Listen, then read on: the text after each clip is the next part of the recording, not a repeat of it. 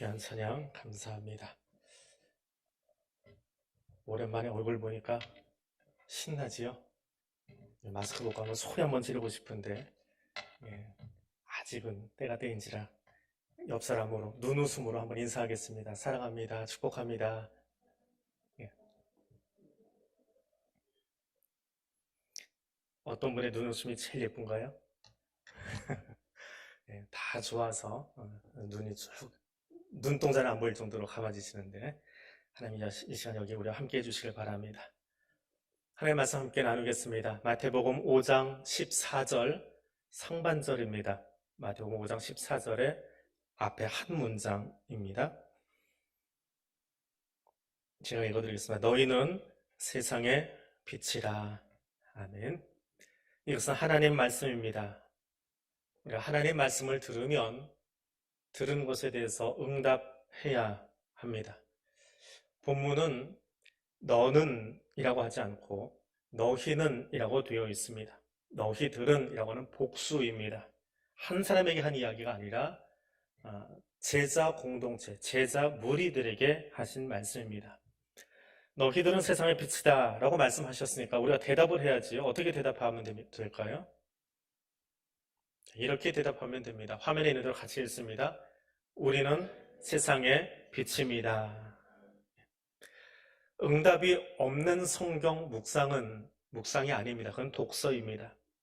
성경은 눈과 귀로 읽고 또 깨닫고 그 뒤는 응답해야 합니다. 하나님 말씀을 들고 읽었으면 또 보았으면 마땅히 응답해야 됩니다. 그래서 우리는 먼저 응답을 하고 오늘 본문 말씀을 드리려고 합니다. 자, 한 번 더 우리 한 목소리로 하나님께 응답합니다. 우리는 세상의 빛입니다. 아멘. 우리는 세상의 빛입니다. 여기 제일 첫 번째 나오는 우리라고 하는 단어부터 우리가 함께 풀어보려고 합니다. 그럼 무지개 보셨습니까? 보신 적 있습니까? 무지개는 몇 가지 색깔로 되어 있나요? 한 분도 안 빼고 1부나 2부나 3부도 그럴 거예요. 7개라고 대답을 합니다. 학교에서 그렇게 배웠거든요. 서양 문화에 젖어 있는 대답입니다. 처음으로 프리즘이라고 하는 굉장히 간단한 도구인데 유리 3개를 이렇게 묶어놓은 프리즘을 통해서 햇빛을 받아가지고 이렇게 스펙트럼이라고 그러죠. 딱 열어놓으면 몇 가지 색깔이 나와요? 다들 7개라고 배우고 있는 색깔이 나옵니다.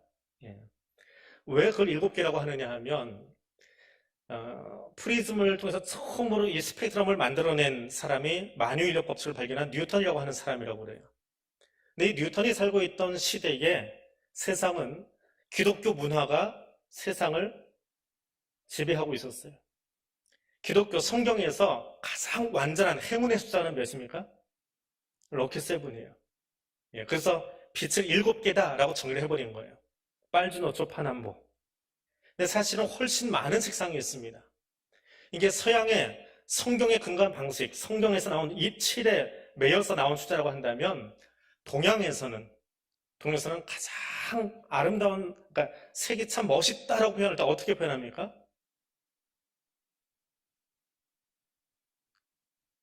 멋있게 반짝반짝하는 걸 보고 어떻게 표현해요?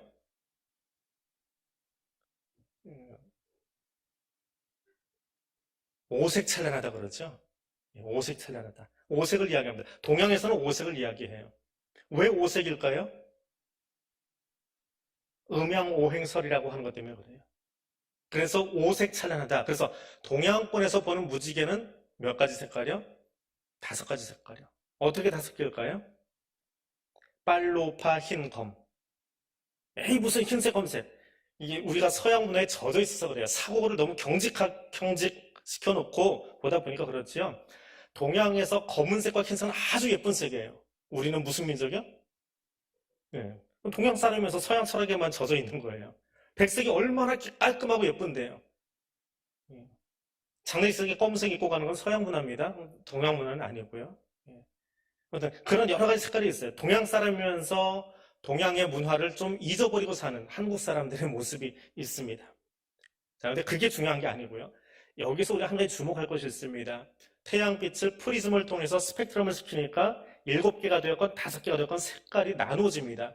이 색이 모아져서 태양 빛이 나오는 거예요. 그럼 왜 7개나 5개로 하느냐? 기억 용량의 한계 때문에 그래요. 우리 우편번호가 몇 자리예요? 오랜만에 만났으니까 자꾸 좀 물어보고 싶어요. 살아계신지. 지금 우편번호 몇 자리? 5자리. 이거 6자리 하면 옛날 사람이에요. 구한말 사람이에요. 6자리, 5자리로 바꿨죠. 왜 6개나 5개로 만들까요? 외우기 쉽게 하려고요. 그 10자리 돼보세요. 외우기 쉬운 거야. 사람 기억 용량의 한계가 숫자를 외우는 게 일반인들이 9개가 상한이래요. 그래서 색상도 7개 이내에서 외울 수 있도록 과학에서 정의한 거예요. 그냥 과학자들이 한 이야기예요. 그거는 뉴턴이라고 하는 과학자가 한 이야기예요. 그런데 가만히 보세요. 무지개 볼 수 있는 방법이 있습니다.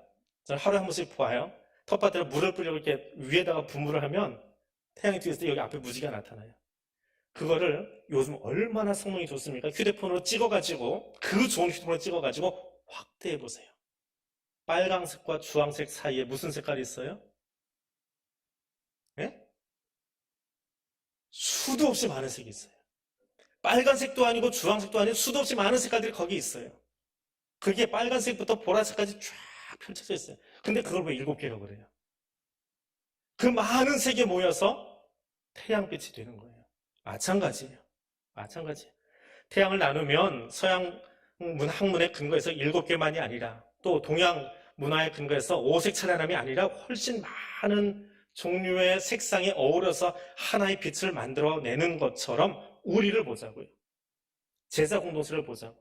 우리에게 주신 말씀이잖아요. 너희는 세상의 빛이다 그랬어요. 너라고 하지 않고 너희는 세상의 빛이다 그랬어요. 무슨 말이에요? 하나님은 빨간 색상의 사람만 부르지 않으셨습니다. 파란 색상의 사람만 부르지 않으셨고 노란 색상도 부르시고 파란 색상도 부르시고 뭐야? 동양에서는 왜 검은색까지? 근데 검은 색상의 사람도 부르셨어요. 다양한 사람들을 부르셨습니다. 2000년 전 성경이 기록되었던 그때의 이야기로 돌아가 본다면 하나님은 어떤 사람을 부르셨습니까? 헬라인, 이방인, 자유자, 노예, 남자, 여자, 노인, 아이 다 부르셨어요. 그것이 제자 공동체라고 하는 이야기입니다. 얼마나 다양한 사람을 부르셨는가? 그것이 우리라고 하는 단어, 너희라고 하는 단어 속에 담겨있는 아름다운 비밀입니다. 근데 부르셨으면 어떻게 해야 돼요? 설교 소입에 우리 같이 하고 왔잖아요. 들었으면 응답해야 돼요. 부르심에 대해서 응답해야 돼요. 하나님 부르셨으면 제가 여기 있습니다 라고 대답해야 돼요. 출석 부르면 대답해야지요.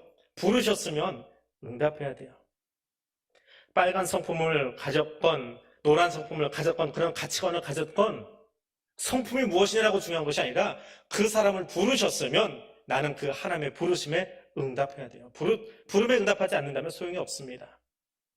설교를 시작하자마자 본문을 읽고 응답은 이렇게 하는 겁니다 라고 말하는 이유가 거기에 있습니다. 우리가 말씀을 들었어요. 예수 그리스도의 십자가 구속의 사건을 통해서 저와 여러분이 죄 용서 받았습니다 라고 하면 아멘 하고 응답해야 되는 거예요. 그건 당연한 거예요. 응답 안 하면 시친 거죠. 죽었으니까 답을 못하는 거죠. 말을 못하는 거죠. 그런데 예수 그리스도의 십자가 구속 사건의 이야기를 들었으면서 그 복된 은혜의 소식을 들었으면서도 어떤 사람은 그렇게 이야기합니다. 왜 하필이면 사랑의 하나님이 십자가라고 하는 저주의 사건을 통해서 구속의 사건을 펼칠 건 뭐야? 다른 방법도 있을 텐데 라고 말하는 사람이 있습니다. 또 어떤 사람은 그렇게 이야기합니다. 어차피 죽을 인생인데 가보지도 않은 천국 운운하면서 교회 다니는 사람들은 참 이상한 사람들이야 라고 말하는 사람도 있습니다. 또 어떤 사람은 이야기합니다. 사랑의 하나님이라고 이야기하면서 코로나를 이렇게 길게 끌고 가시고 예배도 드리지 못하게 하시는데 하나님은 살아 계신 거야? 라고 말하는 사람도 있습니다. 부르심에 대해서 응답하기보다는 내가 이해되지 않는 단어나 사건 하나에 파묻혀가지고 거기에 하나님을 정의해서 밀어 넣어놓고 더 크신 하나님을 보려고 하지 않는, 응답하지 않는 패역한 세대의 모습이 있습니다. 그러나 하나님은 우리를 이해시키려 들지 않습니다. 아니, 하나님은 우리가 다 이해할 수 없습니다. 다 이해할 수 있다라고 생각하는 것 자체가 오만함이고 교만입니다. 저도 하나님 다 알지 못해요. 아니, 하나님 다 이해할 수 없습니다. 하나님이 보여주신 만큼, 들려주신 만큼 알고 이해하는 것, 그것이 계시의 종교라고 하는 말이에요. 그것이 기독교예요. 하나님이 우리에게 보여주신 만큼, 들려주신 만큼만 교회는, 성경은 알 수 있는 거예요. 보여주지 않은 부분은, 비밀에 감춰두신 것은, 예를 들면 주님 언제 오세요? 안 가르쳐주신 거 우리가 어떻게 알아요? 그건 아버지만 아신다고 예수님도 이야기하셨는데, 그걸 안다고 하는 게 사이비가 되고 이단이 되는 거예요. 기독교는 계시의 종교예요. 보여주신 만큼 아는 거예요. 저는 목사이기 전에, 신학을 공부한 사람이기 전에 고작 흙으로 빚어진 피조물에 불과합니다. 그런 피조물을 하나님 부르셨어요. 흙으로 빚어진 나를 부르셔서 하나님의 자녀 삼으시고, 그 전능하신 하나님, 창조주 하나님을 향하여 하늘에 계신 나의 아버지라고 부를 수 있는 특권을 허락해 주셨습니다. 하나님 아버지라고 부르면 되는 거예요. 나를 불러주신 걸 알기에, 나를 자녀 삼아주신 것을 알기에 우리는 그렇게 응답하는 거예요. 사랑의 하나님 아버지라고 부르는 것이 우리의 응답입니다. 그것이 믿음의 시작입니다. 더불어 이 믿음을 가지고 응답하는 사람은 빨간색, 주황색만이 아니라 남색과 보라색, 심지어는 눈에 보이지 않지만 과학에서 이야기하는 것처럼 적외선의 사람도 있고 자외선의 사람도 있잖아요. 이건 가시광선이 아니거든요. 눈에 보이지 않는 광선이에요. 근데 그것은 분명 그 빛 안에 들어가 있어요.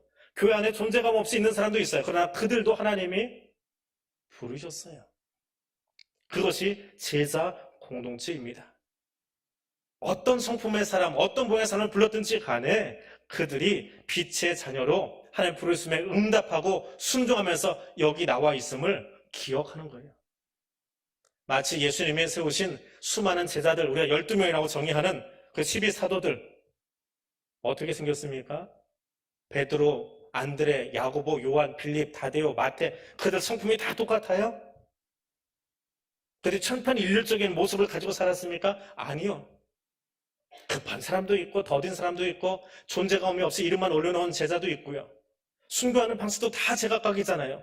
선교한 나라도 다 제각각이잖아요. 근데 한 가지 공통점은 예수를 구주로 고백한 사람들이에요. 부르심에 응답한 사람들입니다. 우리 교회가 그런 교회 되기를 원합니다.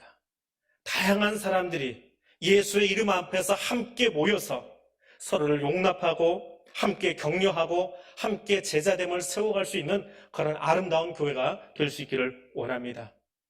스펙트럼도 정말 다양하고 얼굴도 다 다르고 성격도 다 다르고 가치관도 조금씩 다르지만 그러나 예수의 제자로 부름받았다라고 하는 사실을 기억하면서 서로가 서로를 세워주고 격려해서 더 아름다운 제자 공동체로 성숙해가는 우리 교회가 될 수 있기를 원합니다. 두 번째로 세상을 향해서 비추는 사람 되기를 원합니다. 우리는 세상의 빛이라고 말합니다. 세상을 향한 빛입니다. 우리가 세상을 향하여 빛이 되어야 하는 이유를 하나님이 먼저 우리에게 보여주셨어요. 우리에게 보여주셨어요. 히브리서 기자는 히브리서 1장 3절에서 이렇게 말합니다. 예수 그리스도가 하나님의 영광의 광채시다. 이 히브리서는 굉장히 논리적인 책이면서도 굉장히 까다로운 책 중에 하나입니다. 그런 성경이에요.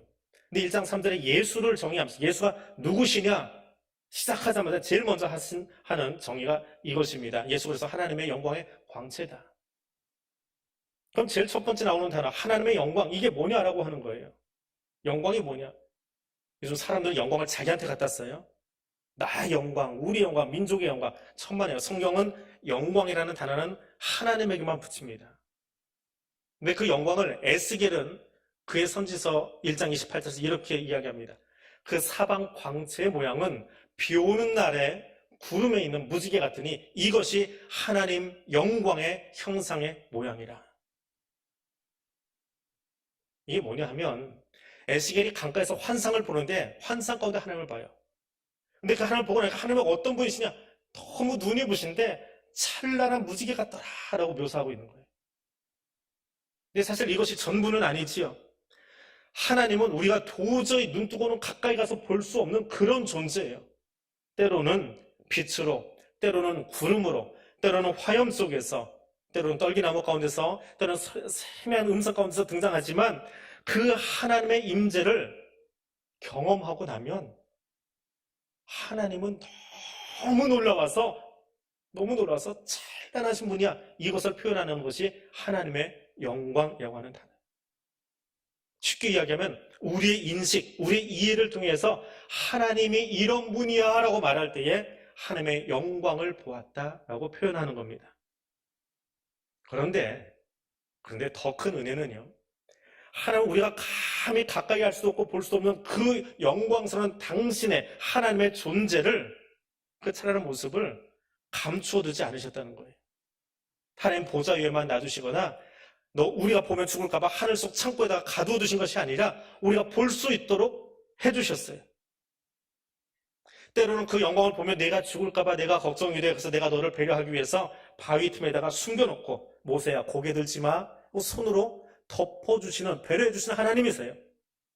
그게 하나님의 영광이거든요. 보면 죽으니까. 자기가 사랑하는 모세를 배려해서 그렇게 해주시는 분이에요. 그런데 그렇게 감추기만 하고 덮기만 하는 것이 아니라 보여주셨어요. 어떻게? 그것이 히브리서 1장 3절입니다. 예수가 하나님의 영광을 우리에게 보여주는 광채다. 이것이 1장 3절의 의미입니다. 앞에서도 설명드렸지요. 태양빛이 어떻게 생겼는지 우리는 보지 못해요. 너무 강렬해서요. 제가 설교 시간에 죄송하지만 2층은 잘 안 봅니다. 아니, 볼 수가 없어요. 1층보다 2층에 있는 분들이 더 반짝반짝해서가 아니라 고개 들었다가 내려놓으면 원고가 안 보여요. 저 서치 때문에. 너무 눈이 부셔가지고. 여러분, 저 조그마한 서치에도 제 눈을 잠깐 동안 장애를 만들어버리는데 태양빛은 어때요? 하나님은 어때요? 근데 그 태양빛을 볼 수 있는 방법이 하나 있잖아요. 프리즘을 통과해서 보니까 그 태양빛 안에는 이런 빛이 있어요. 비슷한 이치로 우리가 하나님을 직접 볼 수는 없지만 이 땅에 오신 하나님, 예수 그리스도를 통해서 하나님의 영광이 무엇인지를 볼 수 있다. 그래서 예수는 하나님의 영광을 드러낸 부드러운 빛이다. 영광은 너무나 크고 놀랍지만 예수는 부드러운 빛이다. 그것이 우리말로는 광채라고 번역을 한 겁니다. 히브리서 기자는 그 말을 아파오가스마라고 적었어요. 성경 전체에서 딱 한 군데만 있어요. 히브리서 1장 3절에만. 누구를 설명하기 위해서? 예수를 설명하기 위해서. 예수의 무엇? 예수가 하나님 영광의 광채입니다 라고 설명하기 위해서요. 그런데 어디서 덜 떨어진 인간들이 지가 진짜 예수라고 하면서 이단과 사이비가 속출하고 있잖아요. 근데 성경을 뒤져보세요. 딱 한 번만 히브리서에서만 예수가 하나님의 영광의 광채다 정의해놓고 있어요. 다른 누구에게도 허락하지 않은 단어예요. 바꿔 이야기하면 우리는 예수님의 삶을 통해서, 예수님의 언어를 통해서 하나님이 어떤 분이신지를 볼 수 있도록 하나님이 우리에게 은혜를 베풀어 주신 겁니다. 그래서 성경은 예수를 참 빛으로 오신 분이다, 참 빛이다 라고 이야기합니다. 이 세상에 단 하나뿐인 아파오가스마, 하나님의 영광의 광채이기 때문에 그렇습니다. 우리는 성경을 통해서 예수님의 말씀과 예수님의 행적을 통해서 하나님이 어떤 분이신지를 만날 수 있습니다. 볼 수 있습니다. 그분의 삶을 통해서요. 그리고 성부 하나님이 성자 예수 그리스도를 통해서 자신의 영광을 우리에게 부드러운 빛으로 보여주신 것처럼 예수는 누구에게? 산 위에 모여있는 제자들에게 산상수훈에서 이렇게 말합니다. 너희는 세상을 향한 빛이다. 누구를 드러내는 빛이요? 예수를 드러내는 빛. 성경에 나온 이 삶을 살아가는 그것을 세상에 비추는 빛이다라고 주님이 스스로 본을 보여주신 뒤에 우리에게도 그러한 삶을 살라고 말씀하십니다. 왜 우리가 빛으로 살아야 되는지 이제 보이십니까? 그것이 얼마나 중요한 일인지 이제 들리십니까? 주님이 예수 그리스도가 그렇게 사셨어요. 이 땅에 오신 것은 하나님의 영광을 우리에게 보여주기 위해서 부드러운 빛으로 오신 거예요. 그리고 이제는 우리에게 그 작은 빛이 되어서 세상 가운데서 작은 예수로 살아가라고 우리에게 명령하고 계십니다. 예수께서 그의 삶을 통해서, 그의 언어를 통해서, 그의 죽으심과 부활을 통해서 하나님의 창조와 생명과 구원의 역사가 무엇인지, 그 영광이 어떠한지를 우리에게 보여주신 것처럼 제자인 나는 나의 삶을 통해서 예수 그리스도께서 살아가신 그 모습을 지금 이 땅 가운데서 구현해내는 거예요. 그것이 그리스도인, 그것이 제자입니다. 우리 머리 위에다가 손전등 하나 붙이고 살아가는 게 빛의 자녀로 살아가는 게 아닙니다. 제자의 삶 속에, 나의 삶 속에, 교회 구성원 한 사람 한 사람 삶 속에 하나님의 말씀이 들어와서 만났더니 어떤 일이 벌어져요? 그 말씀 때문에 내 골수가 찌림을 당하고 쪼개지는 거예요. 말씀 때문에 상처를 입은 거고요. 말씀 때문에 회복이 된 거고요. 말씀 때문에 새로워진 사람들, 그게 그리스도인이에요. 우리는 말씀 때문에 이미 골수에 한번 깊은 상처를 입은 사람들이에요. 아니, 찔러 쪼개져 버린 사람들이에요. 그리고 쪼개진 뒤에 새 사람 되어서 그 모습을 가지고 세상에 나가 빛으로 사는 사람입니다. 그것이 그리스도인입니다. 골수가 이미 찔린 사람들이에요. 우리의 중심이 이미 말씀으로 찔린 사람들이에요. 쪼개진 사람들이에요.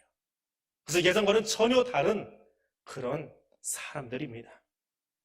우리의 스승 예수는 이미 우리에게 그 삶을 보여주셨습니다. 우리의 구원자 되신 예수 그리스도는 그 삶을 살아내신 분입니다. 그리고 우리에게도 동일하게 제대된 신앙 공동체 교회를 향해서 너희는 세상을 향하여 빛의 자녀로 살아가라 말씀하십니다.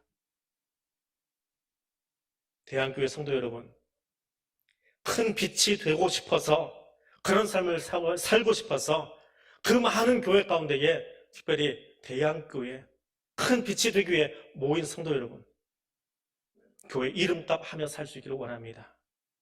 성도의 이름값 하면서 살 수 있기를 원합니다. 어두운 세상 가운데 빛으로 살아갈 수 있기를 원합니다. 어떻게 해요? 예수의 언행 심사를 닮아서, 그것을 통해서 세상에 참 빛이신 예수 그리스도를 보여줄 수 있는 그리스도의 제자들 될 수 있기를 원합니다. 세 번째로, 빛은 비추어야 빛입니다.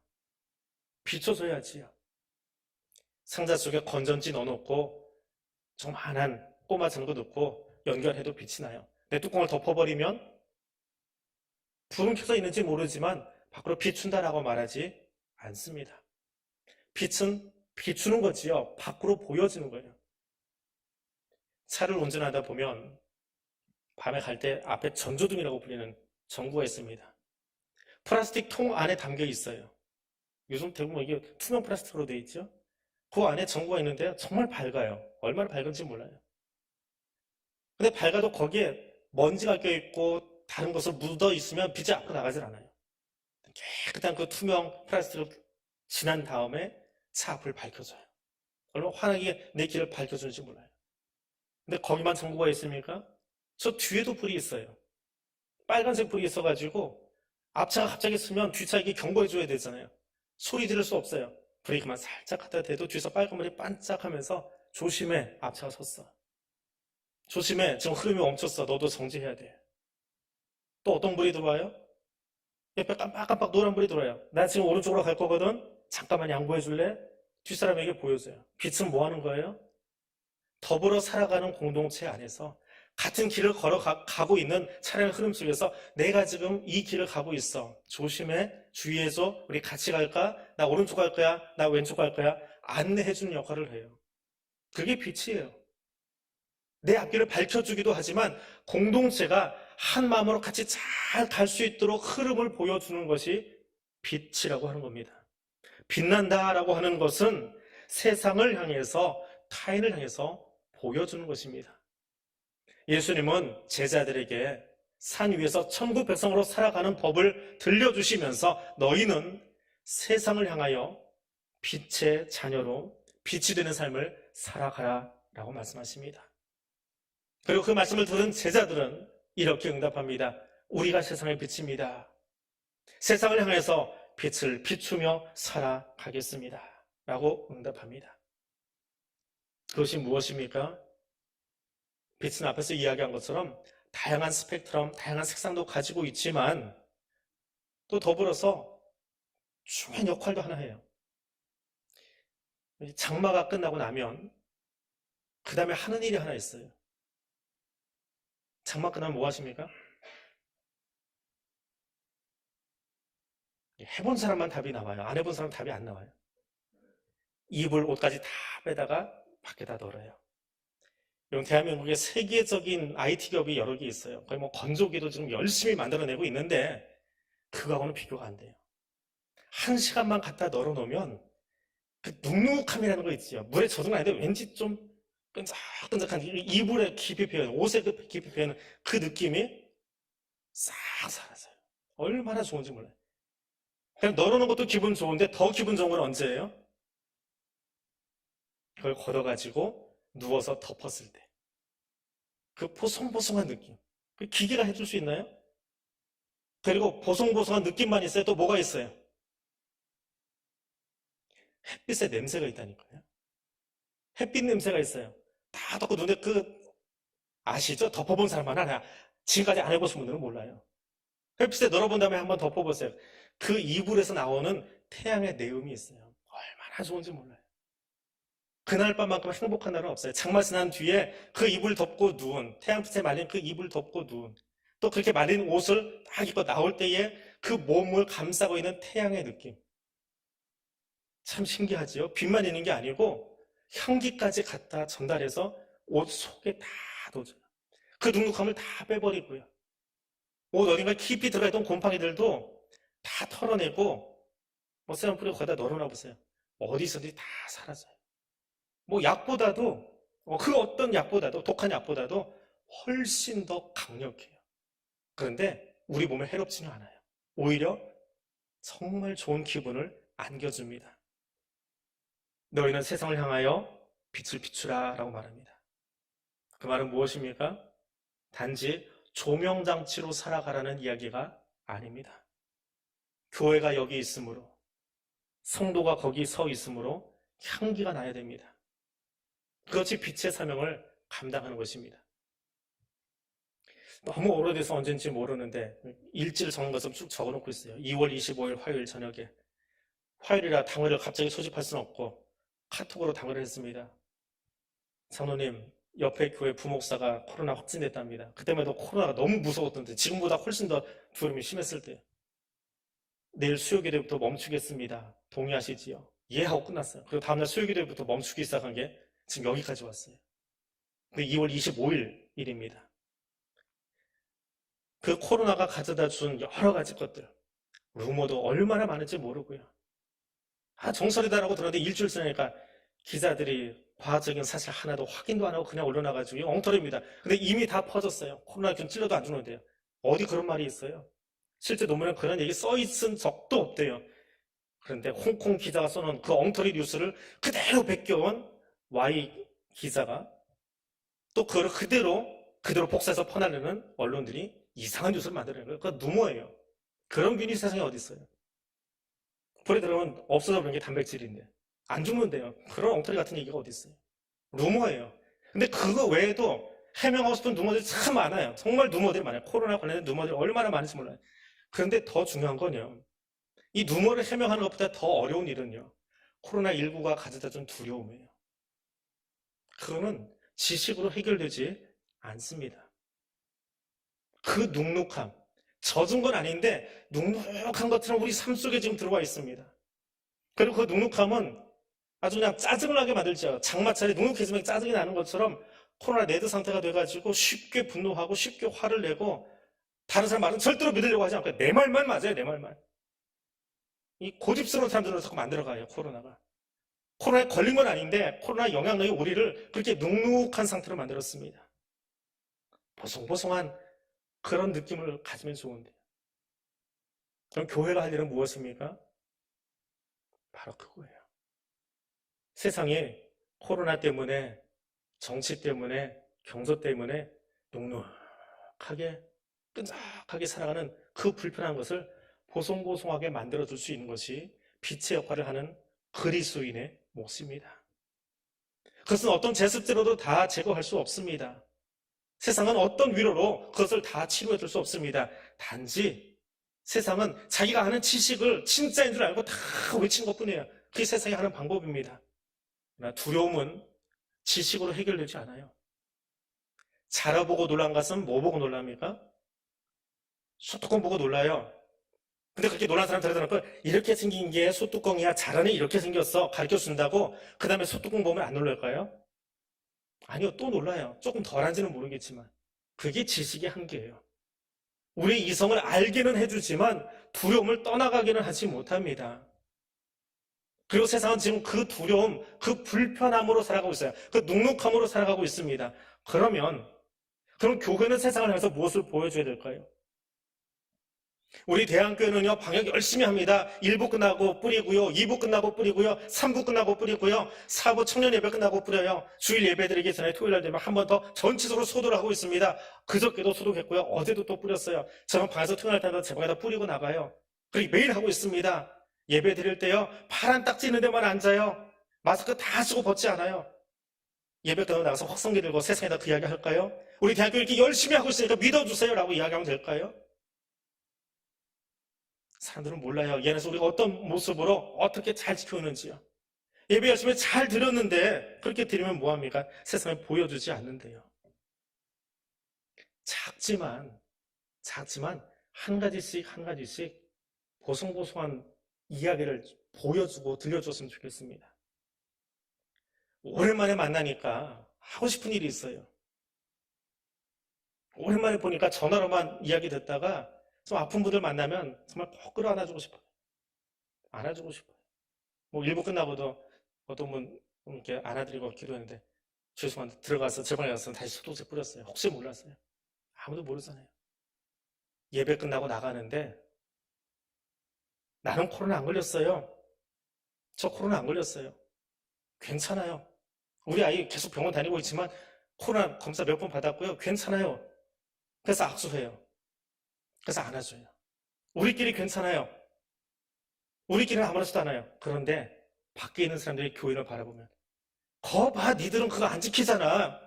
거봐 너희들은 방역 수칙 안 지키잖아. 그러면서 교회가 안전하다고 이야기해. 우리는 너희 절대로 못 믿어. 그러면서 세상에 무엇을 이야기합니까? 너무 안아주고 싶어요. 정말 손 잡고 싶어요. 아니 손만 잡는 게 아니라 손 잡고 같이 덩실덩실 춤추고 싶어요. 근데 왜 안 하고 있어요? 못하는 게 아니에요. 못하는 것과 안 하는 것을 구분하세요. 세상에 보송보송한 것을 전하는 방법 중에 하나예요. 예배 끝나고 나갈 때 목소리 안 들리면 조금 가까이 가세요. 마스크 벗지 말고. 아무리 반가워도 교회 앞에서 악수하지 마세요. 해도 괜찮지만 하지 마세요. 왜? 세상을 향해서 안전함을 전해줄 수 있는 방법 가운데 하나잖아요. 왜요? 우리 이 시간, 이 예배 끝나고 혹시 숨 멈추고 천국 가지요? 천국 갈 수 있지요? 천국 분명히 가시지요? 우리는 그 소망이 있는 사람들이에요. 그래서 괜찮아요. 혹시 지금 죽더라도 천국 가는 그 소망이 있기 때문에 더 큰 것도 이겨낼 수 있어요. 그런데 세상 사람들은 어째요? 그게 끝이거든요. 그 다음에 아무런 소망이 없는 사람들이에요. 죽은 만큼 두려운 게 없는 사람들이에요. 그래서 그것보다 더 작은 것들이 두려워요. 그들에게 무엇을 전할 수 있습니까? 우리 밥 먹을 수 있어요. 그런데 세상은 밥은커녕 아직 죽도 먹지 못할 만큼 눅눅함에 젖어 있어요. 그러면 어떻게 해야 돼요? 내가 밥 먹는 것을 포기하고 밥을 못 먹는 것이 아니라 저들을 위해서 같이 죽을 먹어줄 수 있는 것. 그것이 신앙의 진짜 모습이에요. 그것이 예배자로 살아가는 우리 삶의 모습입니다. 세상이 지금 교회를 바라보면서 안심하고 있습니까? 우리는 알아요. 얼마나 지금 이 자리가 행복한지. 세상은 그렇지 않거든요.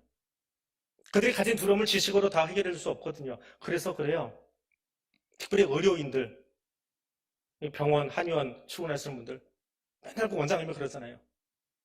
어제 혹시 우리 선생님 교회 갔다 오셨어요? 이번 주는 제발 가지 마세요. 그래서 좀 못 나오시는 분도 있어요. 죄송하지만 저희 딸도 지금 입사하고는 교회를 못 나오고 있어요. 병원에서 하도 체크를 해가지고. 자기 아버지가 목사로 매일 교회를 드나들면서 왔다 갔다 하는데, 근데 딸은 교회를 못 나와요. 그럼 그거 알면 병원에서 뭐라고 할지 모르겠어요. 세상 그렇게 두려워하고 있다고요. 또 교회를 안심하고 바라보지 못하고 있다고요. 그럼 우리가 무엇을 보여줄 수 있습니까? 어떤 행동을 해야 됩니까? 어떻게 살아가야 세상이 교회를 향하여 안심하고 바라보고 저곳에 진짜 생명이 있다고 말할 수 있겠습니까? 눅눅함을 제거해 주는 것, 지식을 전달하는 것이 아니라 예수의 향기로 저들에게 입혀주는 거예요. 이불을 널어서 그 안에 태양의 향기가 들어가는 것처럼 우리의 삶을 통해서, 내 작은 모습을 통해서, 주먹쥐고 서로 인사하는 그 모습을 통해서 세상에 안심해도 돼, 우리가 지켜줄게 라고 하는 그 예수의 향기를 전달해 줄 수 있는 겁니다. 말씀을 맺습니다. 우리는 스펙트럼을 통해서 빛의 모습이 무엇인지를 어렴풋이 알 수 있습니다. 태양이 어떤 빛을 다 머금고 있는지 볼 수 있습니다. 우리는 성경을 통해서, 예수를 통해서, 우리 가운데 오신 하나님을 통해서 전능하신 하나님의 영광이 무엇인지를 부드럽게 볼 수 있습니다.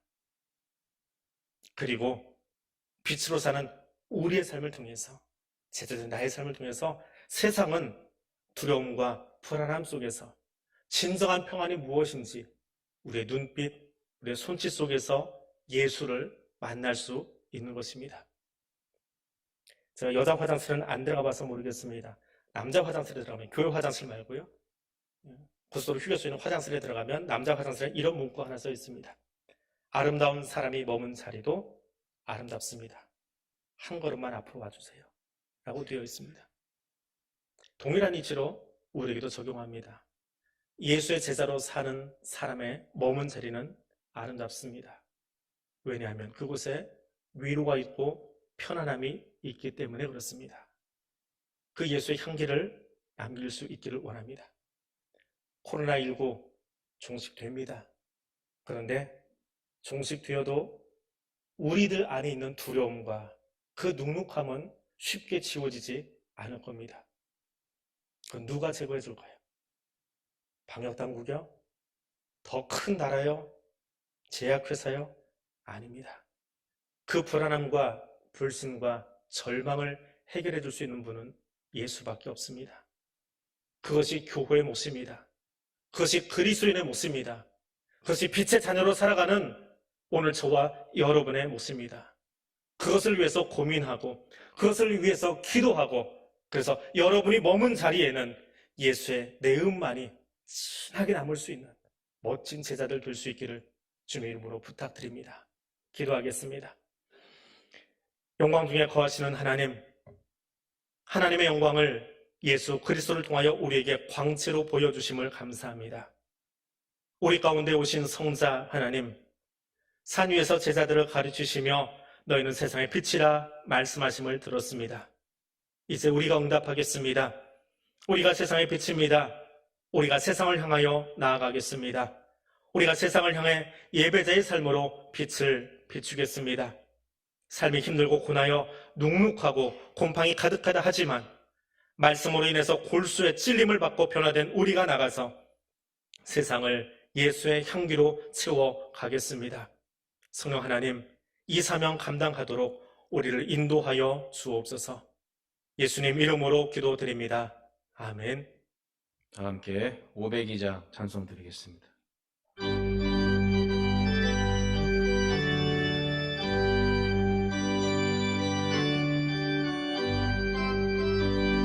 빛의 사자들이 어서 가서 어둠을 물리치고 주의 진리 모르는 백성에게 복음의 빛처럼 빛의 사자들이여 복음의 빛처럼 죄로 어두운 밤 밝게 비춰라 빛의 사자들이여 선한 사역 위하여 힘을 내라 주 함께 하시겠네 주의 되신 사랑을 전파하며 복음의 빛 비춰라 빛의 사자들이여 복음의 빛 비춰라 죄로 얻은 밤 밝게 비춰라 빛의 사자들이여 주님 부탁하신 말 순종하여 이 진리 전파하라 산을 넘고 물 건너 힘을 다해 복음의 빛 비춰라 빛의 사자들이여 복음의 빛 비춰라 죄로 얻은 밤 밝게 비춰라 빛의 사자들이여 동서남북 어디나 땅끝까지 주님만 의지하고 눈 어두워 못 보는 백성에게 복음의 빛 비춰라 빛의 사자들이여 복음의 빛 비춰라 죄로 얻은 밤 밝게 비춰라 빛의 사자들이여 428장 찬송 부르며 예물 드리겠습니다.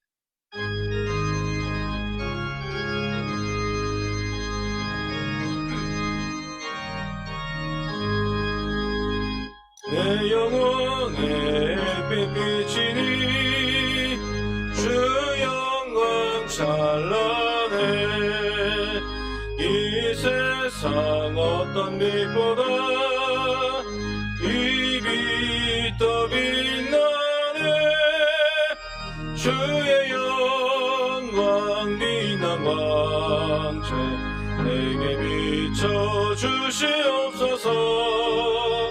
그 밝은 얼굴 배울 때 나의 영혼 기쁨 사랑과 은혜의 하나님 참으로 감사합니다. 힘들고 어려운 세상이라고 하지만 하나님께서 눈동자같이 우리를 지키시고 여기까지 인도하심을 알기에 감사의 마음으로 예배자의 마음으로 나올 수 있도록 허락하여 주시니 감사드립니다. 코로나로 인해서 우리의 삶이 우리의 정치와 경제가 묶여있는 것 같지만 그 가운데서도 살아계신 하나님이 여전히 이 민족을 또 이 땅을 바라보고 계시며 치유해가고 계심을 믿고 나올 수 있도록 허락해 주시니 감사드립니다. 그 믿음의 고백을 가지고 여기 주님 앞에 예물을 드립니다. 그 감사의 제목을 가지고 주님 앞에 올려드립니다. 우리의 예물이 아벨의 예물 같게 하여 주시고 하나님 연락하여 주시고 흠양하여 주시옵소서. 오늘도 평상에서 주님을 향하여 안타까운 마음으로 눈물을 흘리며 기도하고 있는 환우들이 있습니다. 주님 찾아가 위로해 주시고 치료의 광선을 쬐어 주시며 회복의 은총으로 더하여 주시옵소서. 힘들고 어려운 생업의 현장에서 오늘도 마스크를 쓰고 수고하며 애쓰고 있는 교우들이 있습니다. 지금 거기도 찾아가 주시고 만나 주시고 주의 특별한 위로로 힘으로 저희들을 붙들어 주시옵소서. 자신에게 주어진 의무를 다하기 위해서 최선을 다하여 수고하고 있는 각처의 성도들 지금 기억하여 주시고 그곳에서 예수의 향기되어 살아갈 수 있도록 성령 하나님 도와주시옵소서. 예수님 이름으로 기도드립니다. 아멘.